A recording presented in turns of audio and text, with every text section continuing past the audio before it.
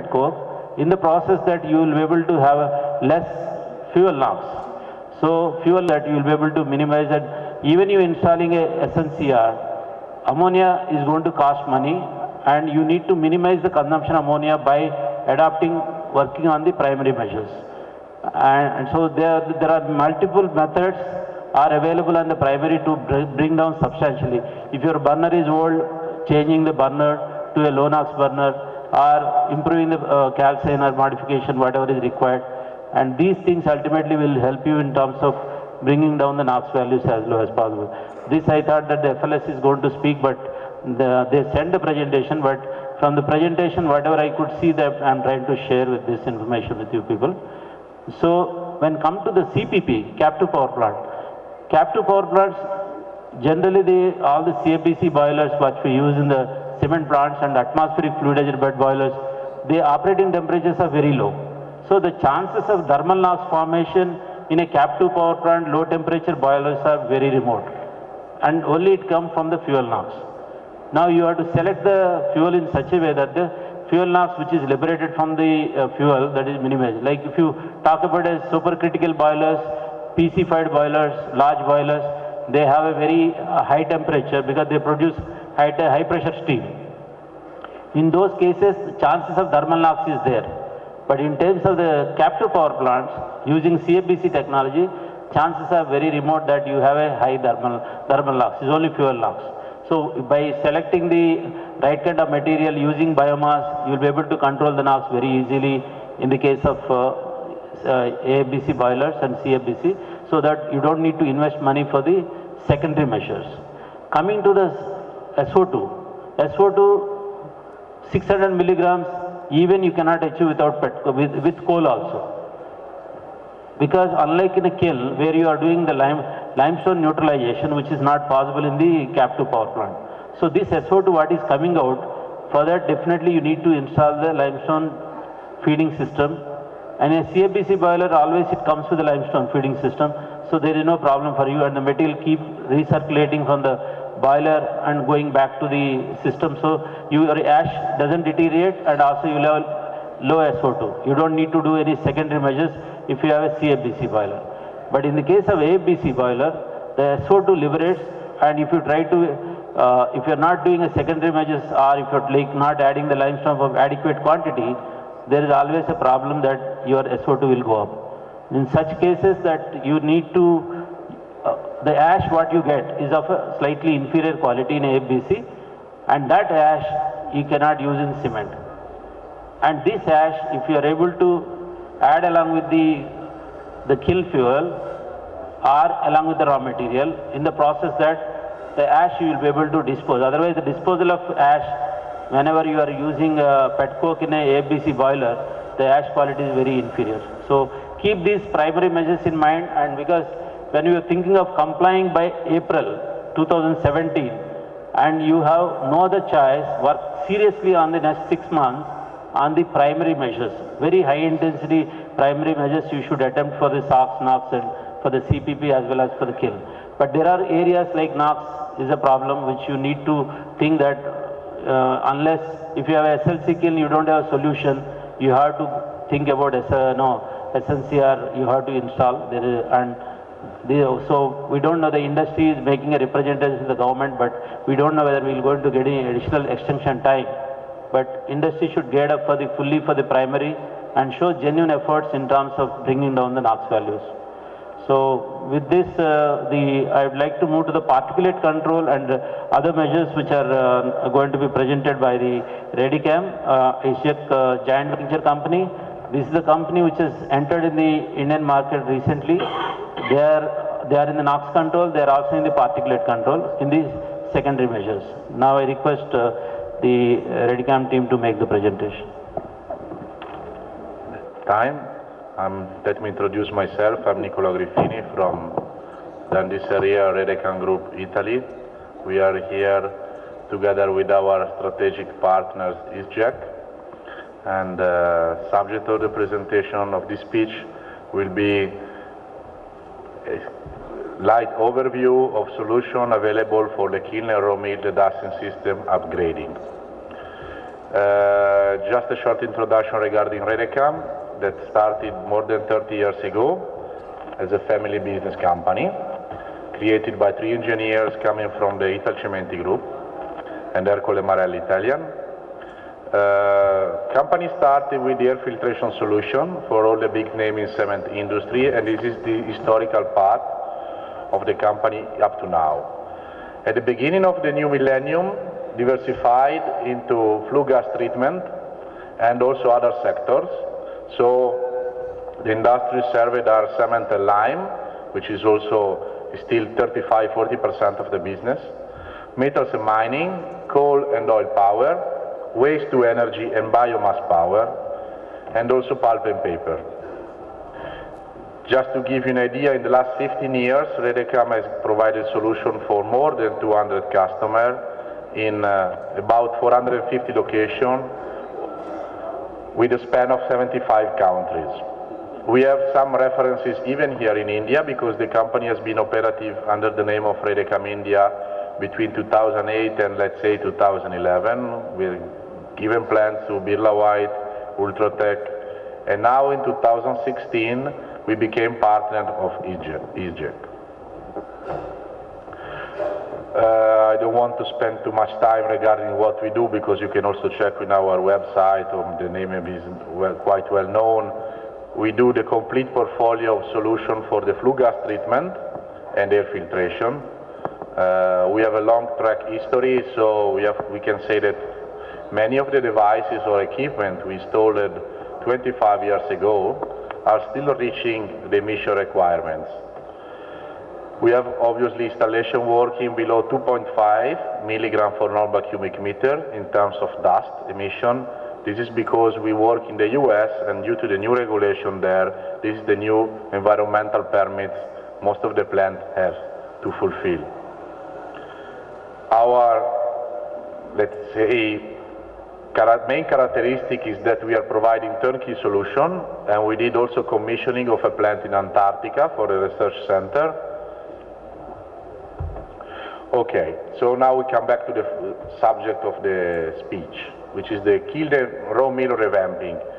Except India, which you are lucky to be here, most of the other cement producers are fighting against the low market, so new lines are not so frequent to be in the pipeline of projects, and we are working a lot with solution of revamping and upgrading of existing plants, keeping the same production but with new regulation, fulfilling new regulation. So for kiln and raw mill, we have 3 kinds of solution of revamping normally, because the typical installation provided in the past was with ESP. So the 3 solutions of revamping are traditionally the revamping of the existing ESP with new internals, better performance, new technology, new transformers, transformation of ESP into bag filter, or transformation of the ESP into hybrid filter. Obviously, this system works also with 3 or 2 fan cement plant design, and in most of these cases we are working with high process temperature bag filters, so using fiberglass bags with membrane, PTFE membrane, or even P84 now. Okay, so the first case is the ESP internals upgrade. The plus of this solution are here now listed. So with the internal ESP upgrade, you can reach emission below 30 or below 20 milligrams compared to the maybe original 50 or 100 milligrams. You can reach obviously a higher electrical efficiency with our rigid electrodes and plates done by us in our workshop, or in any case according to our patented design. Obviously you can reuse the existing casing. It means that you don't need any civil works, and the footprint of the plant will remain the same. You don't need to do any new ducting, raw and clean gas duct. You can obviously reuse the fan and the motor, because you are not adding any pressure drop. The pressure drop will remain low, between 30 and 35 millimeter or even less, and you are not adding any compressor consumption, which is important on a cement plant. To be honest with you, this plus can be sometimes not so important in other industry. For instance, in iron and steel industry, compressor consumption is not an issue. Minus of this solution is obviously you still have the maintenance of a typical ESP, even if with new internals, a new transformer, new control cubicles, high frequency, the control of the field, electrical feeding to the field of the ESP. The efficiency is not the best because it's difficult to reach emission below 10 milligrams. And it's by chance you can reach, not by guarantee. And you still have electrical consumption by the electrical fields. Here you see two pictures of ESP revamped by Redecam with new internals. The full transformation, so it is a full conversion from ESP to bag filter, has the following plus. You have an emission guaranteed below 10 milligrams, let's say even below 5. You can reuse the existing casing, again, so there are no other civil works to add. No need of new ducting, at least from the raw gas side. A transition duct you need on the clean gas side because you are not using anymore the outlet wood. Obviously, you are taking all the best advantage from the new technology, the latest state-of-the-art technology, with minor modification. You can also go to a further upgrade, and there is an option for the online maintenance, so to create a bag filter with compartment on the clean gas side. In this regard, I have to say that we have provided many times solution in which we have the damper just on the plenum side, so it means on the top, on the clean gas, and we succeed to do online maintenance. It means changing bags with the kiln in operation. The minus of this solution is obviously that you have a higher compressor air consumption, because in the past with ESP you don't have any compressor consumption, here you have. And the pressure drop is bigger. Obviously, must be verified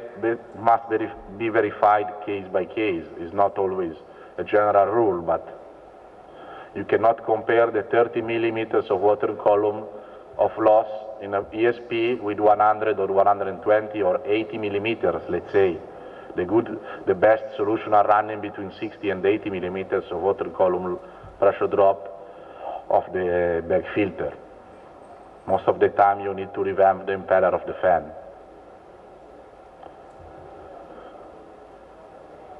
The other option is to use dual action filters, otherwise called hybrid filters.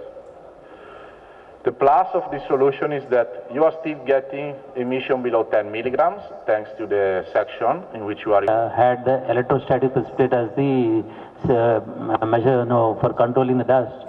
But with the current emission regulations of 30 milligrams, is very difficult for us to, for the size of the ESPs what we have, we will not be able to achieve those emissions, and also we have a continuous emission measurement, which is a problem because anytime we have a high CO, the transformers are switched off. So we will have a big spikes of emissions. Yes. So now you are suggesting if you have an empty silo, an useless silo, very close to the, adjacent to the ESP, use it, convert into a bag house, and then you will be able to fix that, whether it's a coal mill filter or a kiln bag house. Yeah, sir, I am privileged to speak before you all, sir. Good evening to all. Actually, I come on behalf of Dr. B. Janardhan Reddy, IAS, our Commissioner of Greater Hyderabad Municipal Corporation, because he is being engaged with continuous meetings and all. I was asked to give a presentation on behalf of him. Sir, as you all might be well aware of the problems of Hyderabad, like any other metropolitan city in India. Basically, we the people of India have the habit of not giving the waste segregated anywhere in any city. In fact, we have several mania, like even we can say there are several concepts developed what are called NIMBY, SOBY and such concepts you might heard of. So NIMBY is not in my backyard. So if any garbage is at my house, I want my house to be kept clean. What happens to the surrounding areas, I don't mind. So if any waste is being piled in my house, it should not be in my backyard. I may throw it somewhere else. I may throw it into the streets. I may throw it into the stormwater drains. Even sometimes I may throw it into the adjacent households compound. So the way the other concept developed is SOBY, that is some other bugger's backyard. So these are the concepts being developed by the urban scientists, in fact. So this is how the things are happening, as we all know. And if it could be a segregated source given from the households, it will be very easy. In fact, there need not be any this much of the research and analysis and all the treatment process and everything.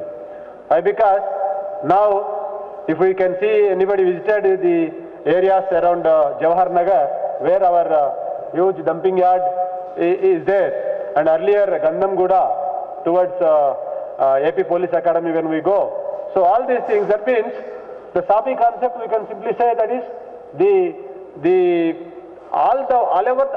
whatever the waste that is being generated by the urban people, so-called civilized people we call, that is being dumped at rural people's fate, at their lands. Their lands are being, water is being polluted, the water table, the water bodies are being polluted, and underground water table also being, of course, that is being depleted due to several other reasons like concrete jungles, and there is no water seepage whenever rains takes place, all that reasons. Even whatever the water left over, that is also being contaminated because of the leachate being seeping through the ground. So all such problems can be solved simply if everybody is educated to give the waste segregated from their houses. So because I think I am limited by how much time, sir?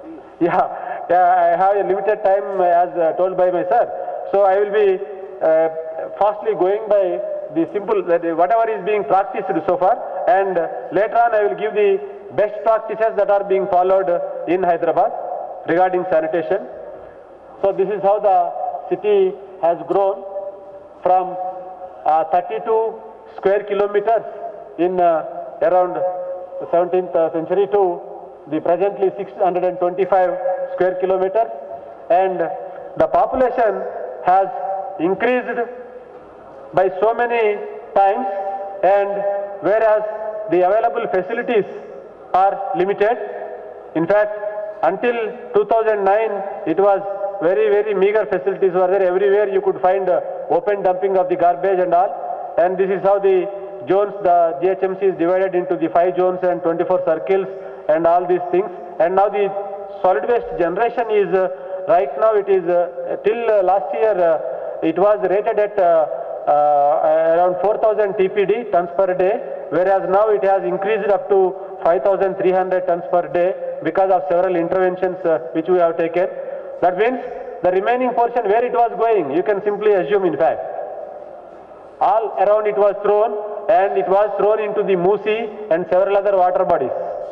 So because we could not provide several collection bins along the road